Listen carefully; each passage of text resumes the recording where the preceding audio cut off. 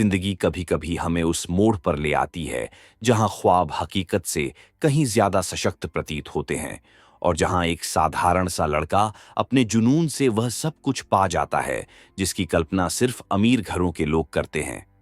लखनऊ के एक नामी कंपनी साई श्याम एंटरप्राइजेज में आज एक खास फंक्शन रखा गया था।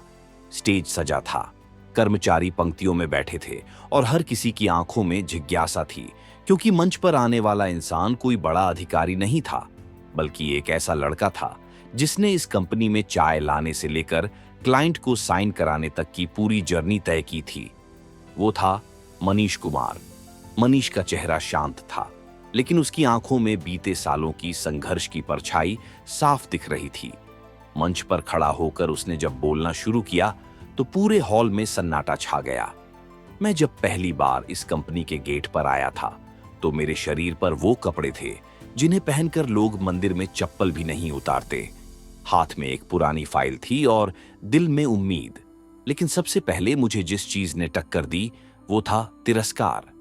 लोगों ने देखा कैसे मनीष बिना किसी गिले शिकवे के पूरी विनम्रता से अपने सफर की शुरुआत बता रहा था। उसने बताया कि कैसे उसे गेट पर रोक दिया गया था, कैसे वॉचमैन ने उसे धक्के मारकर बाहर कर दिया था, सिर्फ इसलिए क्योंकि उसके कपड़े गंदे थे। और फिर उसने उसी जगह पर उस इंसान को देखा जिसकी वजह से उसकी जिंदगी की दिशा बदल गई। सुधा अग्रवाल। सुधा उस कंपनी के मालिक विक्रम अग्रवाल की इकलौती बेटी, तेज तर्रार, आत्मनिर्भर और खूबसूरती में बेमिसाल। उसकी गाड़ी जैसे ही ऑफिस के गेट पर रुकी, उसने खिड़की नीचे कर मनीष को देखा और पल भर में पहचान गई। तुम यहां? सुधा का सवाल मनीष के कानों में गूंजा। मनीष सकाते हुए बोला, नौकरी की तलाश में आया हूं, लेकिन अंदर जाने नहीं दिया। सुधा बस मुस्कुरा, गेट खुलवाया और मनीष से कहा, आज से तुम यही काम करोगे। ये कंपनी मेरे पापा की है, लेकिन हक तुम जैसे मेहनती लोगों का भी है। लोग हैरान थे, मनीष खुद सन्न था। सुधा ने एचआर को बुलवाया और इंटरव्यू वहीं अपने केबिन में रखवाया। मनीष ने एक एक सवाल का ऐसा जवाब दिया कि एचआर भी दम रह गई। इस लड़के में दम है। एचआर ने सुधा से कहा, उसे टीम लीडर की पोस्ट पर रखिए। सुधा का जवाब अब इतना सधा हुआ था कि एचआर चौंक गई, लेकिन विरोध नहीं किया। मनीष ने उस दिन से अपनी मेहनत से कंपनी में कदम रखा और कुछ ही महीनों में उसकी पूरी टीम लखनऊ ऑफिस की सबसे तेज और बेहतरीन टीम बन गई। लेकिन कहानी यही नहीं रुकी थी। समय बीता, लेकिन मनीष की मेहनत कम नहीं हुई। जिस टीम को लोग नाकाम समझते थे, उस टीम ने एक के बाद एक टारगेट ऐसे पूरे किए जैसे कोई अनपढ़ बच्चा अक्षरों को पहचानना सीख जाए और फिर किताबें चाटने लगे। ऑफिस में अब मनीष की तारीफ होने लगी थी। जिन लोगों ने उसे कपड़ों से जज किया था, अब वही लोग उसके सामने सर झुकाकर सलाम करते थे। सुधा दूर से यह सब देख रही थी। उसे यकीन नहीं हो रहा था कि वही मनीष जो एक दिन इंटरव्यू देने गेट पर ठोकर खा रहा था, आज लोगों की नजरों में हीरो बन चुका है। लेकिन इस सब के बीच एक और बात थी जो नजरें नहीं देख पा रही थी। वो था सुधा का दिल, जो धीरे धीरे मनीष के लिए धड़कने लगा था, ठीक वैसे ही जैसे कॉलेज के दिनों में धड़कता था। मनीष और सुधा एक ही कॉलेज में पढ़ते थे, सुधा डोनेशन से और मनीष स्कॉलरशिप से। कॉलेज में सुधा मनीष को चुपचाप देखा करती थी। उसकी सादगी में कुछ ऐसा था जो शहर के बड़े बड़े लड़कों में नहीं था। मनीष पढ़ाई में इतना खोया रहता कि किसी को कभी यह अंदाजा भी नहीं हुआ कि वह किसी की नजरों में खास है। कॉलेज खत्म हो गया। मनीष सरकारी नौकरी की तैयारी में लग गया और सुधा पापा की कंपनी संभालने में। लेकिन एक दिन किस्मत ने उन्हें फिर मिला दिया और इस बार वक्त भी जैसे कह रहा था कि अब देर नहीं होनी चाहिए। सुधा अब मनीष को करीब से देख रही थी।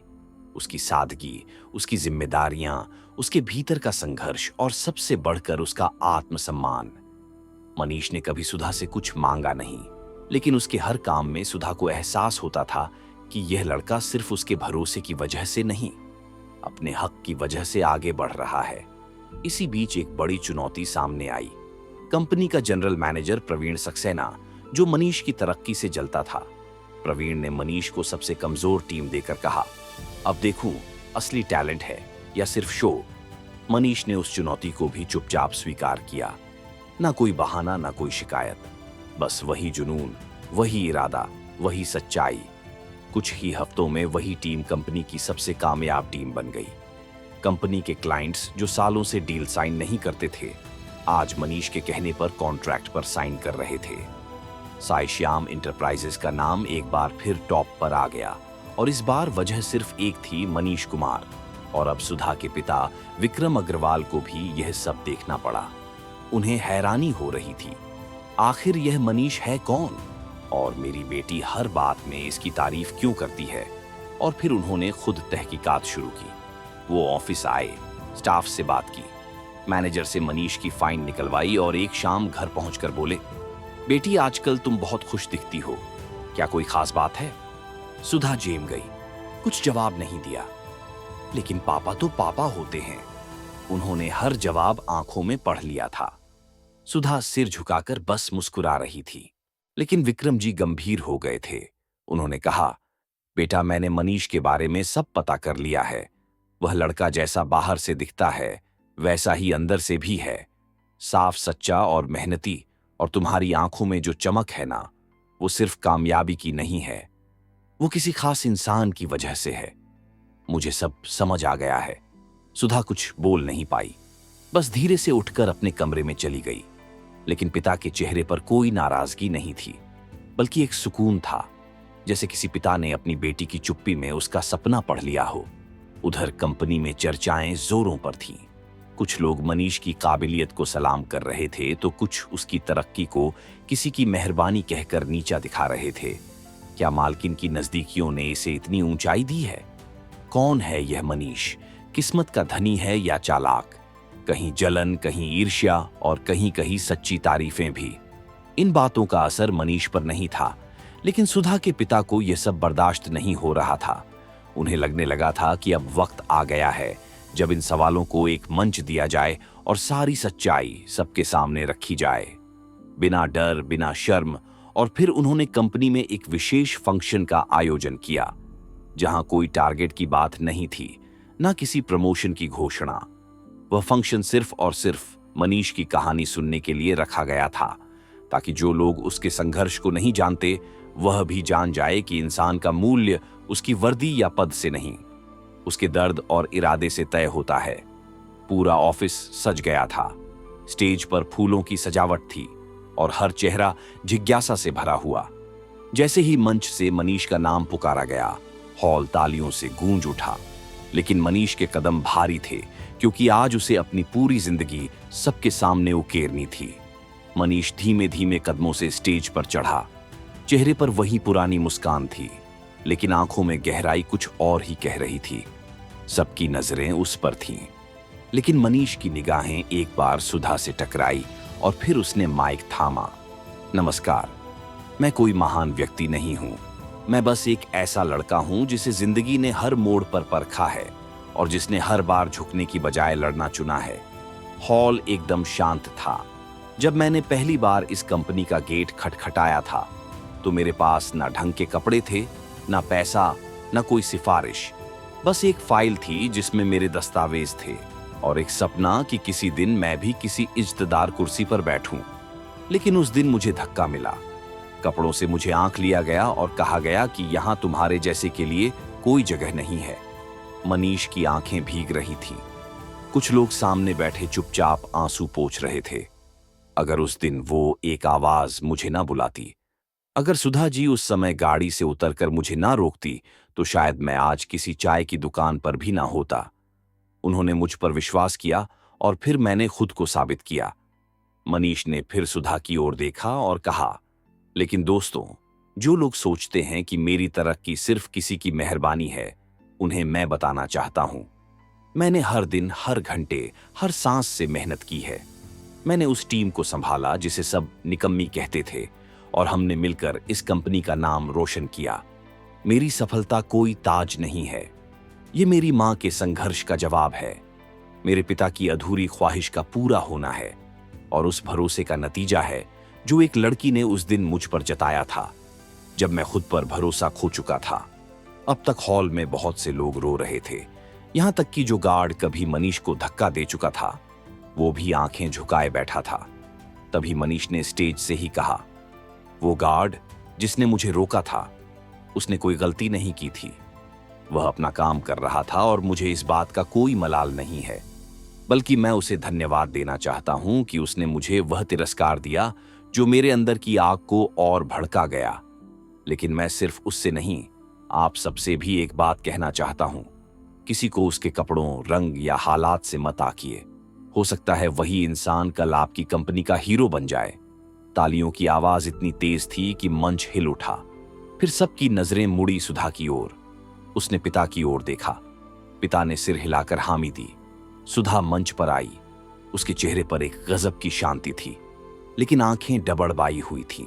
और जब उसने बोलना शुरू किया तो आवाज में कंपन था, पर लफ्जों में साफ कोई। मनीष ने आज अपनी कहानी सुनाई।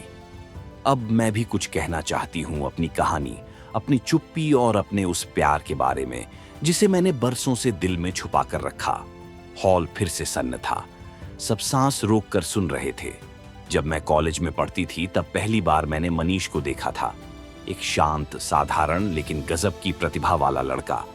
वो कभी किसी की तरफ देखता नहीं था, पढ़ाई में डूबा रहता था। और मैं एक रईस बाप की बेटी थी जिससे लोग डरते थे, झुकते थे। लेकिन मनीष वो जैसे मेरी दुनिया को नजरअंदाज करता था। वो मेरी तरफ देखता भी नहीं था, और शायद यही बात मेरे दिल को सबसे ज्यादा छू गई थी। सुधा की आंखों से आंसू बह निकले, लेकिन वो रुकी नहीं। मैंने उससे कभी कुछ कहने की हिम्मत नहीं की। कॉलेज खत्म हुआ, वो सरकारी नौकरी के ख्वाब लेकर निकल गया और मैं पापा की कंपनी संभालने लगी। लेकिन वो अधूरा एहसास हमेशा मेरे साथ रहा। और जब सालों बाद मैंने उसे कंपनी के गेट पर देखा, फटे कपड़ों में, टूटी उम्मीदों के साथ, तो मेरा दिल कांप उठा। और तभी मैंने तय कर लिया था, अब इस बार चुप नहीं रहूंगी। सुधा ने गहरी सांस ली और फिर मनीष की ओर देखकर कहा, मैं तुमसे बहुत प्यार करती हूं मनीष, और आज सबके सामने कहना चाहती हूं, मैं तुमसे शादी करना चाहती हूं। पूरा हॉल तालियों से गूंज उठा, लेकिन मनीष स्तब्ध था। उसे यकीन नहीं हो रहा था कि जो सपना वो कभी सोच भी नहीं सकता था, वो उसके सामने सच बनकर खड़ा है। विक्रम जी मंच पर आए। उन्होंने माइक थामा और कहा, मनीष बेटा, क्या तुम्हें मेरी बेटी पसंद नहीं? मनीष झिझकते हुए बोला, अंकल जी, मैं तो एक मामूली इंसान हूं, कैसे हक जता सकता हूं आपकी बेटी पर? विक्रम जी हंसे, बोले, हक कोई जंग से नहीं लाता बेटा, तुमने उस हक को अपनी मेहनत से कमाया है। मेरी बेटी ने तुम्हें चुना है और मुझे अपनी बेटी के फैसले पर फक्र है। मनीष ने सुधा की ओर देखा। वो पल उसकी जिंदगी का सबसे बड़ा मोड़ था। फिर उसने धीरे से कहा, अगर आप सबकी मर्जी है तो मैं भी यह रिश्ता मंजूर करता हूं। हॉल एक बार फिर तालियों से गूंज उठा। कुछ ही दिनों में करोड़पति बाप की इकलौती बेटी सुधा और मेहनती स्वाभिमानी मनीष की धूमधाम से शादी हो गई। मनीष की मां को भी शहर में ही सुधा के घर ले आया गया, और वह घर अब सिर्फ सुधा का नहीं था, वह अब मनीष का घर था, उसका सपना था, उसका परिवार था। 3 अप्रैल 2025 को उनके घर एक नन्हा सा बेटा हुआ, जिसके साथ एक नई शुरुआत हुई, उस प्रेम की जो चुपचाप फुला और खुले आसमान में खिलने के लिए समय का इंतजार करता रहा। तो दोस्तों, ये सिर्फ एक प्रेम कहानी नहीं थी, ये उस इंसान की कहानी थी जिसे दुनिया ने नाकाबिल समझा, लेकिन उसने अपनी काबिलियत से वह सब हासिल किया जिसके सामने रुतबा, दौलत सब फीका लगने लगा।